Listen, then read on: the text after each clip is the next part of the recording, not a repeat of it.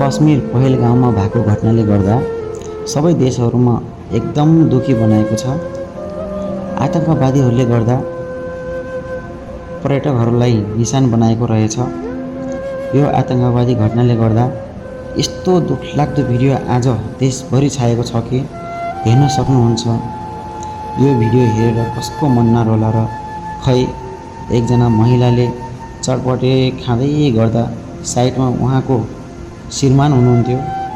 अचानक अपरिचित व्यक्ति आएर नाम सोध्यो अनि 81 गोली हानिदियो उहाँलाई। त्यसपछि त्यहाँको बासिन्दा वा एकजना व्यक्तिसँग आफ्नो कुरा सुनाउँछिन्। हाँ, ठीक है। यहाँ पे नहीं आप टेंशन मत लो। अब बेटा आप यहाँ पे रहो, हम साथ में।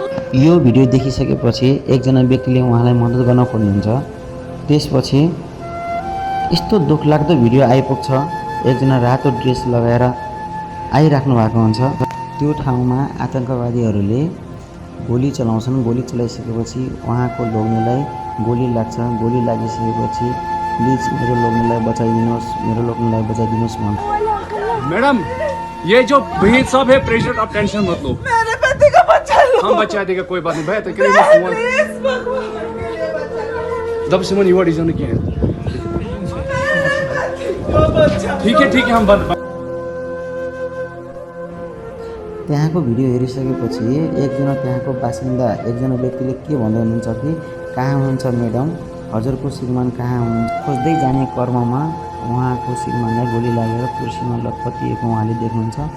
अनि त्यसपछि पानी लिनुहोस् सर भनेर उहाँले पानी पिलाउनुहुन्छ।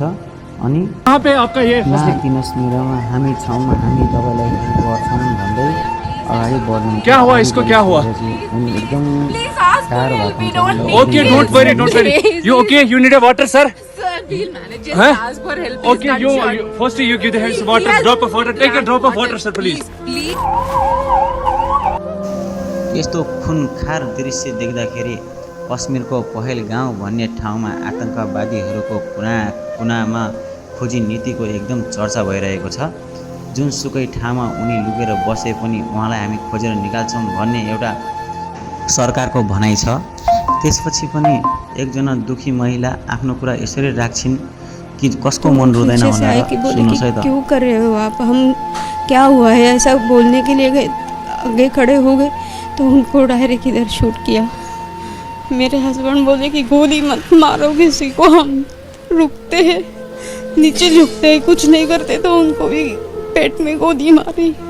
फिर बाद में पूछा कि हिंदू कौन है, मुस्लिम कौन है। ये पहले भी सवाल किया था कि अलग होने के लिए, लेकिन किसी ने कुछ रिप्लाई नहीं किया था। एउटा पति गुमाउनुको पीडा उनलाई मात्रै थाहा होला, कसको मन नरोला र। यस्तो सुन्दाखेरि जब उनले आफ्नो पतिलाई आफ्नो अगाडि गोली हानेर मारेको देख्छिन्, उनी एकदम आफ्नो सासै बन्द हुने गरेर बेहोस भएर एकदम त्यही नै ढल्छिन्। अनि पछि आएर होसमा आएर यस्तो कुरा सुनाउँछिन्। सुन्नुहोस् है त। फिर उधर के लोग बोले कि आप लोग आप खुद की जान बचाओ और जाओ यहाँ से, यहाँ पे जो है उनको आर्मी लेके आएगी बोले थे, लेकिन आर्मी भी लेट गई शायद उधर ऊपर। दुःख पर्दा भगवानले पनि आँखा चिम्लिनुहुन्छ भन्ने सुनेको थिएँ। भगवान म त भन्छु उहाँहरूलाई यति शक्ति दिए कि दुःख पीडा भुलाउने शक्ति दिए है।